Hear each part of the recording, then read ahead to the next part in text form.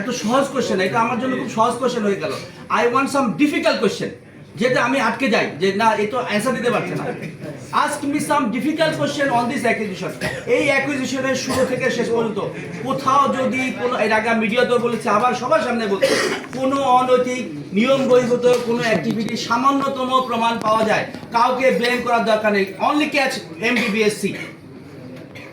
যদিও I have an institutional approach because আপনাকে স্টোরিটা বলেছি how this has been generated শুরু থেকে শেষ পর্যন্ত প্রতিটা কোশ্চেনে ডিবিসি থেকে শুরু করে মানব জমি, দেন সময়ের আলো যারা আছেন প্রত্যেকের কোশ্চেন করব, এবং তার আগে আমি সামারাইজ করে নিই। মানব জমিনে এখন স্পেসিফিক বলি, যে তথ্য দেওয়া আছে প্রতিটা তথ্য এভরি লাইন অসত্য অ্যান্ড ফেব্রিকেটেড। আমি প্রমাণ করে দেখাবো কিভাবে, আপনারাই বলবেন যে এই কথাটা সঠিক। এবং মানব জমিন এবং ইনিশিয়ালি সময় আলো অ্যাকসেপ্ট করে নিয়েছে যে তারা ওটা পাঞ্চ আউট করেছে, they have circulated new things. আমি এখন প্রত্যেকটা, এবং মাসুদ যে কোশ্চেনটা করলো প্রত্যেকটা কোশ্চেন উত্তর দিব, এরপর সম্পূর্ণ কোশ্চেন থাকলে করবেন। আমি চাই you grill me on this issue so that I can unearth the appropriate picture and you get the satisfaction. প্রথমে আসি এই জাহাজ কেনার, আমি জাস্ট ক্রয় প্রক্রিয়া জাস্ট শর্ট বলবো যে মেইন ক্রয় প্রক্রিয়া। হ্যাঁ, ইন শর্টে 17টা কোম্পানি আমাদের সাথে, কারণ জাহাজ বিক্রি আগে তো তারা যোগাযোগ করে 17টা কোম্পানির মতো যোগাযোগ করেছিল। টেন্ডার শিডিউল কিনেছিল 8টা কোম্পানি, জিএম প্ল্যানিং অ্যান্ড অন্য যারা সংশ্লিষ্ট আছে, যদি কোনো তথ্য ভুল থাকে প্লিজ কারেক্ট মি। দেন হচ্ছে টেন্ডার ড্রপ করেছিল অনলি 3টা। এখন নাও কোশ্চেন কামস আপ। প্রথম কোশ্চেন, 8টা কোম্পানি টেন্ডার শিডিউল করার পর 3টা মাত্র কেন ড্রপ করলো? রিজন ইজ বিগ, এখানে যে বিড বন্ড সিকিউরিটি সংক্রান্ত যে রেস্ট্রিকশন দেওয়া ছিল এগুলো তারা ফুলফিল করতে পারেনি। 2টা এখানে জাহাজ ক্রয় বিক্রয়ের রেস্ট্রিকশন আছে, যেটা আপনার বুঝতে হবে। আমাদের পিপিআর যে টার্মস অ্যান্ড কন্ডিশন আমরা টেন্ডার ডকুমেন্টগুলো দেই, ফরেন সেলাররা যারা এটা ডাইরেক্টলি পার্টিসিপেট করতে চায় না, বিকজ তারা জাহাজ কেনা বেচা করে নরওয়েজিয়ান সেলফোন ফলো করে। This is a very simplified form. আমরা ফাইনালি ওটাই করেছি, it's a 12 page document only. বাংলাদেশে একটা কন্ট্রাক্ট, এই ধরনের কন্ট্রাক্ট ডকুমেন্ট হয় 500-600 পেজ। সো এইটা পার্টিসিপেট করে না, আর লোকালি যারা পার্টিসিপেট করে তাদের ওই ক্যাপাবিলিটি থাকে না। এই কারণে অনেক 3টা কোম্পানি, আমাদের একটা ফিলসফি ছিল যে বেশি কোম্পানি পার্টিসিপেট করলে আমরা প্রথমে, আমাদের 8 জন কিন্তু টেন্ডার ইভ্যালুয়েশন টিমে, হেডেড বাই মি, মিনিস্টার একজন রেপ, অন্য সংস্থার 2 জন, 8 জন আমরা ডকুমেন্ট ইভ্যালুয়েট করে then will go for site inspection for best 3। But যেহেতু অনলি 3টা পার্টিসিপেট করলো, 3টা কোম্পানি কে কে? একটা হচ্ছে হেলেনিক, নরভিক অ্যান্ড জলদি।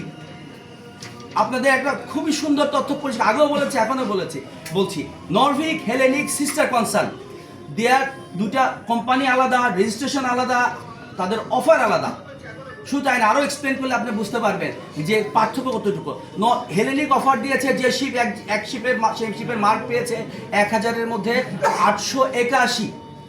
নরভিক যে শিপ অফার করেছিল সে মার্ক পেয়েছে মাত্র 718। পার্থক্যটা বোঝা, 1000 মার্ক, আমার কাছে সব আছে 135টা প্যারামিটার্স, তাদের সমস্ত ওয়েটেজ আলাদা, জাহাজের লেন্থ, ব্রেথ, আপনার টনেজ, কী কী ইকুইপমেন্ট আছে, প্রত্যেক ইকুইপমেন্টের কোনোটার ওয়েটেজ 35, কোনোটা 40, কোনোটা 5, কোনোটা 2।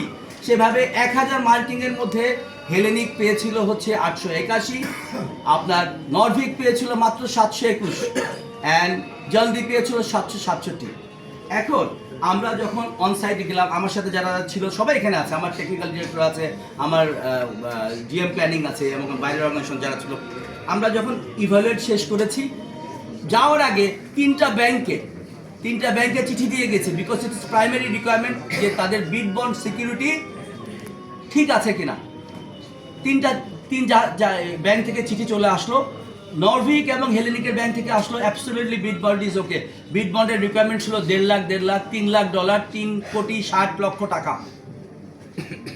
সোনালী ব্যাংকের ছিল জলদি, আমাদের কিন্তু ইভ্যালুয়েশন শেষ, মার্কও আপনার বলে ফেলছে, দেখেন 767 মার্ক পেয়েছিল জলদি। চিঠি চলে আসলো, চিঠির কপি, কোনো সাংবাদিক চাইলে আমি I give that letter. Sonali bank থেকে চলে আসলো যে জলদি যে ডকুমেন্টটা দিয়েছে এটা ইনঅ্যাপ্রোপ্রিয়েট, যদি আরও র ভাষায় বলি it's a fake bid bond. তখন অটোমেটিক্যালি টেকনিক্যালি জলদি কি হয়ে গেল? Non responsive. এটা ছিল 1 স্টেজ 2 এনভেলপ সিস্টেম।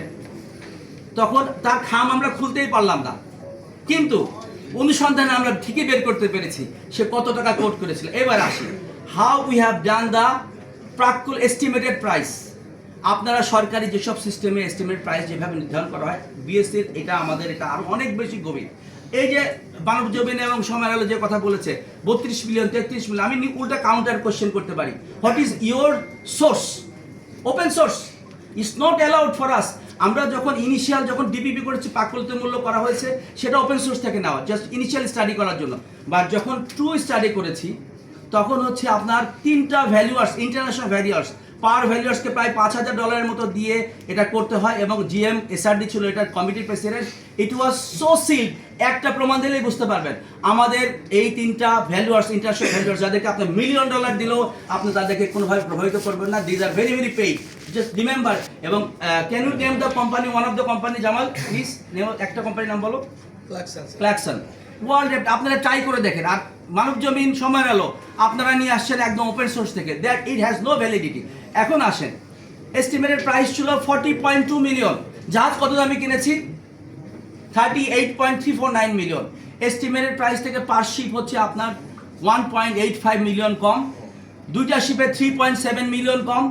বাংলাদেশি টাকায় কনভার্ট করলে এস্টিমেটেড প্রাইস থেকে 50 কোটি টাকা কম। এখন আমি খুব ক্রিটিক্যালি বলি, বেস্ট টেন্ডারের হয়েছে হেলেনিক। হেলেনিক যদি জানতো এই জাহাজের দাম 40.2 মিলিয়ন হচ্ছে estimated price, has he come from heaven যে এই 50 কোটি টাকা কম দামে সে কোট করতো? তাহলে সে এখানে, আমি নিঃসন্দেহে আমার এস্টিমেটেড প্রাইস যেটা আমার ভ্যালুয়ার্স থেকে করা, আমি নিজেরা তৈরি করি নাই, অ্যান্ড দ্যাট ওয়াজ সিল্ড। তার প্রমাণ কি? সিল্ডের প্রমাণ ভেরি ক্লিয়ার। এটা যদি ডিসক্লোজ হতো, হেলেনিক অবশ্যই, হেলেনিক যদি ধরেই নেই এখানে কোনো অনৈতিক কাজ হয়েছে, হেলেনিক জানতো সেই টেন্ডার সে পেতে যাচ্ছে, এস্টিমেটেড প্রাইস 40.2 মিলিয়ন, সে অ্যাটলিস্ট 40.1 মিলিয়ন কোট করতো, হোয়াইল 38.349। তাহলে এস্টিমেটেড প্রাইস থেকে 50 কোটি টাকা দামে কম। আপনারা আমাকে পরিষ্কার করে বলেন যে এই জাহাজ কিভাবে এখানে দুর্নীতি হয়েছে? সামান্যভাবে একটা শস্য দানা পরিমাণ বলেন যে কিভাবে সম্ভব? আমি যদি ভ্যালুয়ার্স থেকে নেওয়া এস্টিমেটেড প্রাইস থেকে 50 কোটি টাকা দামে কিনতে পারি, এবং মোস্ট ইম্পর্টেন্টলি আপনাকে আবার বলছি, জলদির ফাইন্যান্সিয়াল খাম খুলতে পারিনি আমি, I am also disclosing the rate 40.1 million. এখন 3টা কোম্পানি দেখেন, নরভিক করলো 38 পয়েন্ট সামথিং, জলদি করলো 38.349,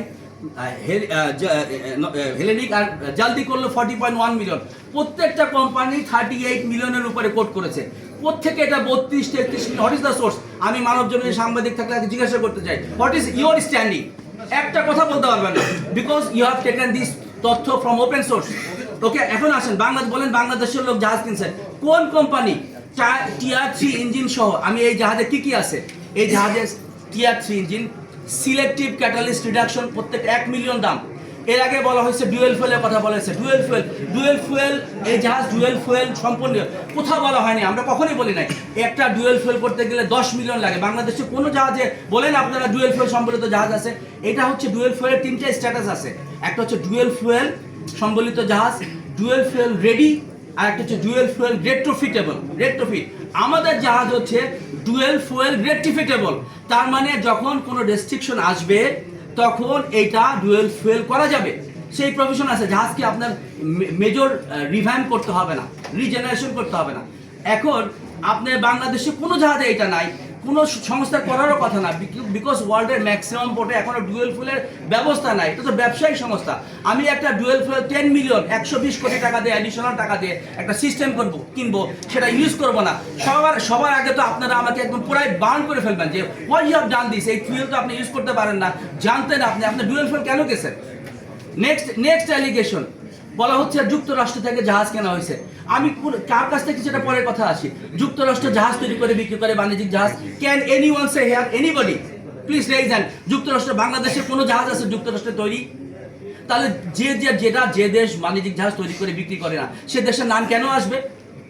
আমি যদি ধরে রাখেন ওয়ার্স্ট কেস সিনারিও, আমি বলছি, বললেই বা কি, যে দেশ কোনো জাহাজ তৈরি করে না, সব সময় একই কথা বলে আসছে। আমরা যখন জাহাজে ডেলিভারি হয়, আপনারা অনেকে